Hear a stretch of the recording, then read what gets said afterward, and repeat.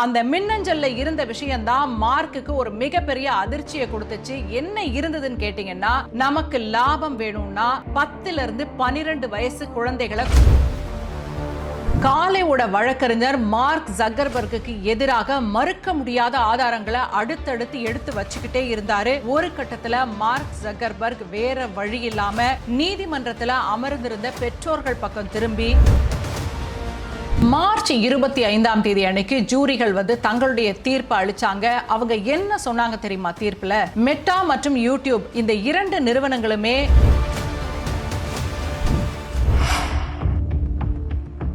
March 25ஆம் தேதி யாருமே மறக்க முடியாத ஒரு நாளா மாறி இருக்கு. காரணம் என்னன்னு கேட்டீங்கன்னா, ஒரு 20 வயது இளம் பெண் மார்க் ஜக்கர்பர்கை எதிர்த்து அமெரிக்க நீதிமன்றத்தில் வழக்கு போட்டு 50 கோடி ரூபாய் அபராதமா அவருக்கு விதிச்சிருக்குது கோர்ட். அந்த தொகை அவங்களுக்கு நஷ்ட ஈடா கிடைச்சிருக்கு. எதுக்காக அப்படின்னு கேட்டீங்கன்னா, என் வாழ்க்கையே இந்த இன்ஸ்டாகிராமால போச்சு அப்படின்னு தான் அந்த பொண்ணு வழக்கு தொடர்ந்து இருக்கிறாங்க.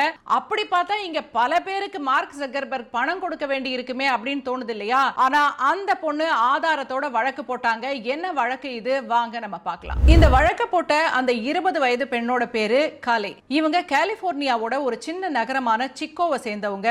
அவங்களோட போராட்டத்தை கேட்டா நீங்க ஆச்சரியப்படுவீங்க. காலே முதல்ல 6 வயசுல யூடியூபை பயன்படுத்த ஆரம்பிச்சாங்க. 9 வயசுல இன்ஸ்டாகிராம். நீதிமன்றத்துல காலே கொடுத்த அந்த வாக்குமூலத்தின்படி பார்த்தா அவங்க ஒரு நாள்ல 16 மணி நேரம் வரைக்கும் போன்ல ரீல்ஸ் பார்த்தும் வீடியோக்கள் பார்த்தும் காலத்தை கழிச்சிருக்காங்க. இதனால அவங்களுக்கு கவலை, மன அழுத்தம், அதுக்கு பிறகு பாத்தீங்கன்னா தன்னோட உடல் தோற்றம் பற்றின ஒரு தாழ்வு மனப்பான்மை ஏற்பட்டிருக்கு. காலேவோட வழக்கறிஞர் ஒரு முக்கியமான ஆதாரத்தை நீதிமன்றத்துல கொண்டு வந்து கொடுத்தாரு. அதை பார்த்த உடனே நீதிபதிகளுக்கும் பொதுமக்களுக்கும் தலையே சுத்திடுச்சு. என்ன ஆதாரம் அப்படின்னு கேட்டீங்கன்னா, 35 அடி நீளம் அகலம் இருக்கிற ஒரு மிகப்பெரிய போஸ்டரை கொண்டு வந்து நீதிமன்றத்துல விரிக்கிறாரு. அதுல பாத்தீங்கன்னா காலே இன்ஸ்டாகிராம்ல போட்டிருந்த அத்தனை பதிவுகளும் இருக்கு. அவங்க விதவிதமா போட்ட போட்டோக்கள் எப்படியெல்லாம் அவங்க இன்ஸ்டாகிராம்ல நேரத்தை செலவு பண்ணாங்கன்னு அதுல தெள்ள தெளிவா தெரிஞ்சுச்சு. இதுக்காக அவங்க முழுக்க குடும்பத்திலிருந்து விலகி தன்னை தானே தனிமைப்படுத்திக்கிட்டு இருக்கிற ஒரு நிலையும் அவங்களுக்கு ஏற்பட்டிருக்கு. யாரோ ஒரு 20 வயசு பொண்ணு வழக்கு போட்டாங்க அப்படின்றதுக்காக அமெரிக்க நீதிமன்றம் இதை சாதாரணமா எடுத்துக்கல.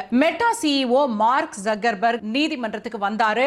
அந்த 20 வயசு பொண்ணு ஜக்கர்பர்கை நீதிமன்ற படியேற வச்சாங்க. சாட்சி கூண்டுல நிறுத்தினாங்க. அப்போ காலேவோட வழக்கறிஞர் மார்க் லானியர் ஒரு முக்கியமான ஆதாரத்தை நீதிமன்றத்துல சமர்ப்பிச்சாரு. அது என்னன்னா, மெட்டா நிறுவனம் அவங்களுக்குள்ள அனுப்பிக்கிட்ட ஒரு மின்னஞ்சல். அந்த மின்னஞ்சல்ல இருந்த விஷயம் தான் மார்க்குக்கு ஒரு மிகப்பெரிய அதிர்ச்சியை கொடுத்துச்சு. என்ன இருந்ததுன்னு கேட்டீங்கன்னா, நமக்கு லாபம் வேணும்னா 10 இருந்து 12 வயசு குழந்தைகளை குறி வைக்கணும் அப்படின்னு அந்த மின்னஞ்சல்ல இருந்தது.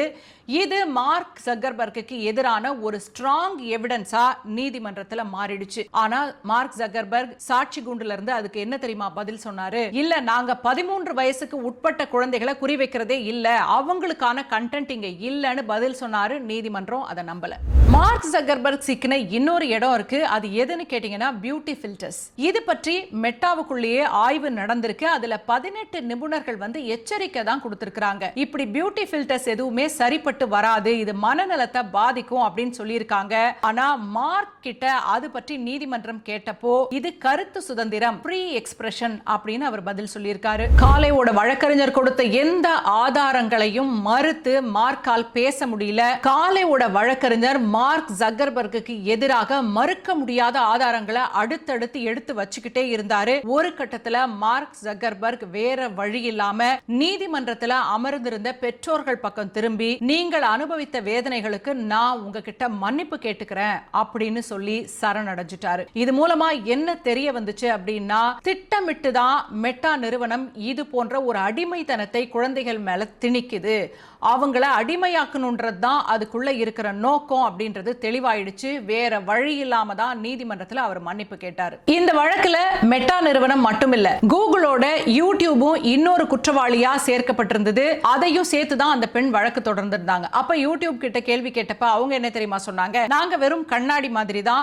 நாங்க எந்த பதிவுகளையும் உருவாக்குறது இல்ல, பதிவை உருவாக்குபவர்களுக்கான ஒரு தளமா தான் இது இருக்குது, அதனால எங்களுக்கும் இதுக்கும் சம்பந்தம் இல்ல அப்படின்னு வாதிட்டாங்க. அது மட்டும் இல்ல, நாங்க யூடியூப் கிட்ஸ் அப்புறம் பெற்றோர் கட்டுப்பாட்டு வசதிகள் எல்லாம் கொடுத்திருக்கிறோம், காலே அதை சரியா பயன்படுத்தல அப்படின்னு அவங்க தரப்பு வாதங்களை வச்சாங்க. ஆனா காலேவோட வழக்கறிஞர் ஆட்டோ பிளே அப்புறம் நோட்டிபிகேஷன், இந்த இரண்டையும் சுட்டி காட்டினாரு. இதை நீங்க வச்சு குழந்தைகளை தூங்க விடாம பண்றது மிகப்பெரிய குற்றம், இது தொழில்நுட்ப குற்றம், பெற்றோரின் குற்றம் இல்ல அப்படின்னு வாதிட்டு யூடியூபையும் ஜெயிச்சிட்டாரு. மார்ச் 25ஆம் தேதி அன்னைக்கு ஜூரிகள் தங்களுடைய தீர்ப்பு அளிச்சாங்க. அவங்க என்ன சொன்னாங்க தெரியுமா தீர்ப்புல? மெட்டா மற்றும் யூடியூப் இந்த இரண்டு நிறுவனங்களுமே கவனக்குறைவாக செயல்பட்டது, அது மட்டும் இல்லாம உள்ளுக்குள்ள தீய நோக்கம் இருந்தது அப்படிங்கிறது இந்த வழக்குல நிரூபிக்கப்பட்டிருக்கு. அதனால காலேவுக்கு மொத்தமா $6 மில்லியன், இன்றைக்கு இந்திய மதிப்புல பாத்தீங்கன்னா கிட்டத்தட்ட 55 கோடி ரூபாய் வழங்குறதுக்கு உத்தரவிட்டிருக்காங்க. அதுல 3 மில்லியன் சாதாரண இழப்பீடு, 3 மில்லியன் தொகை தண்டனை. யார் எவ்வளவு கொடுக்கணும்னு கேட்டீங்கன்னா 70% மெட்டா நிறுவனம் கொடுக்கணும், 30% கூகுள் கொடுக்கணும். இந்த பணம் நேரடியா பாதிக்கப்பட்ட பெண் காலேவுக்கு தான் போய் சேரும். இது ஒரு வரலாற்று சிறப்புமிக்க தீர்ப்பா தான் பார்க்கப்படுது. ஏன்னா பெரிய நிறுவனங்கள் சட்ட விலக்கு அப்படின்ற பேர்ல இனிமே தப்பிக்க முடியாது. இந்த ஒற்றை தீர்ப்பு பாத்தீங்கன்னா உலக அளவுல பல பேருக்கு உத்வேகத்தை கொடுத்திருக்குது. காரணம் அமெரிக்காவில் மட்டும் இது போல 1600 வழக்குகள் நீதிமன்றத்தில் நிலுவையில் இருக்கு. எல்லாருக்கும் காலேவுக்கு கிடைச்ச மாதிரி ஒரு தீர்ப்பு கிடைக்குமான்னு சொல்ல முடியாது, அதற்கான ஆதாரங்களை சமர்ப்பிக்க முடியுமானும் தெரியாது. மார்க் ஜக்கர்பர்கையே மன்னிப்பு கேட்க வச்ச அந்த மாபெரும் வழக்கறிஞர் யாரு அப்படின்னு நிறைய பேர் கேட்கலாம். அவரு பேரும் மார்க் தான், நம்ம ஏற்கனவே பார்த்தோம். மார்க் லானியர் அப்படிங்கிறவரு அமெரிக்காவோட மிகச்சிறந்த வழக்கறிஞர்கள்ல ஒருத்தர். அவர் பொதுவாவே பெரிய பெரிய கார்ப்பரேட் நிறுவனங்களோட தவறுகளை சுட்டிக்காட்டி பாதிக்கப்பட்ட மக்களுக்கு நீதி வாங்கி தர்றதுல கில்லாடி.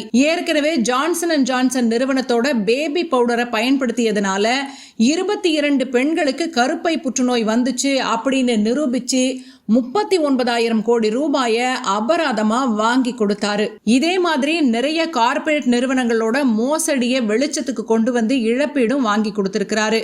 அவர்கிட்ட வழக்கு போகும்போதே கண்டிப்பா மார்க் ஜக்கர்பர்க் ஆதாரங்களோட சிக்க போறாருன்னு எல்லாருக்குமே தெரியும். அப்படித்தான் இந்த வழக்கும் முடிஞ்சிருக்கு. ஆனா எதுவா இருந்தாலும் இந்த இணையம் அப்படிங்கிறது எந்த அளவுக்கு நம்மை ஈர்த்து நமக்கு ஒரு தீமையான ஒரு இடமாக மாறி போகிறது அப்படின்றதுக்கு இந்த வழக்கு ஒரு உதாரணமா இருக்கு. ஏற்கனவே ஆஸ்திரேலியா, ஸ்பெயின் போன்ற நாடுகள்ல எல்லாம் 16 வயதுக்கு உட்பட்டவர்கள் இணையத்தை பயன்படுத்த முடியாது அப்படின்ற அளவுக்கு சட்டங்கள் வந்திருக்கு. நம்ம நாட்டுல இன்னும் அது வரல. அப்படின்னாலும் நம்ம குழந்தைகள் கையில மொபைல கொடுக்க கூடாது. இந்த ஒரு வழக்கை பொறுத்த வரைக்கும் பாத்தீங்கன்னா அந்த பெண்ணோட தாய் 6 வயசுல அந்த குழந்தைகிட்ட ஸ்மார்ட் போனை கொடுத்திருக்காங்க. அதுதான் 14 வருடங்கள் அவங்க வாழ்க்கையை வீணடிச்சிருக்கு. அதனால நம்ம வீட்லயும் குழந்தைகள் இருக்காங்க, அவங்க கையில மொபைல் போனை கொடுக்காதீங்க. அதுக்கான ஆரம்ப புள்ளியா நீங்க இருக்காதீங்க. ஏன்னா ஒரு முறை அவங்க கையில அதை கொடுத்துட்டீங்கன்னா அவங்கள அதுக்குள்ளேயே தக்க வச்சுக்கிறதுக்கான ஆல்காரிதம்ஸ் இருக்கு அப்படிங்கிறது இந்த வழக்குல தெள்ள தெளிவா ப்ரூவ் ஆயிருக்கு. அதனால தீமையான ஒரு விஷயத்தை உங்க குழந்தைங்க கையில கொடுக்காதீங்க. நல்ல விஷயம், இந்த மாதிரி நல்ல விஷயங்களை உங்ககிட்ட பகிர்ந்துக்கிறதுக்கும் இந்த தளம் தான் பயனுள்ளதா இருக்கு. அதனால எப்படி இத உங்களுக்கு பயனுள்ள வகையில பயன்படுத்திக்கிறது அப்படின்னு பாருங்க. இந்திய நீதிமன்றத்தில் இப்படி ஒரு பெரு முதலாளிக்கோ பெரு நிறுவனத்திற்கோ எதிராக வழக்கு தொடர்ந்து உங்களால வெற்றி பெற முடியும்னு நினைக்கிறீங்களா? இங்க இருக்கக்கூடிய சூழல்கள் எப்படி இருக்கு? இந்த செய்தி உங்களுக்கு பிடிச்சிருந்தா உங்க நண்பர்களோட ஷேர் பண்ணுங்க. உங்க கருத்துக்களை கமெண்ட்ல பதிவு பண்ணுங்க.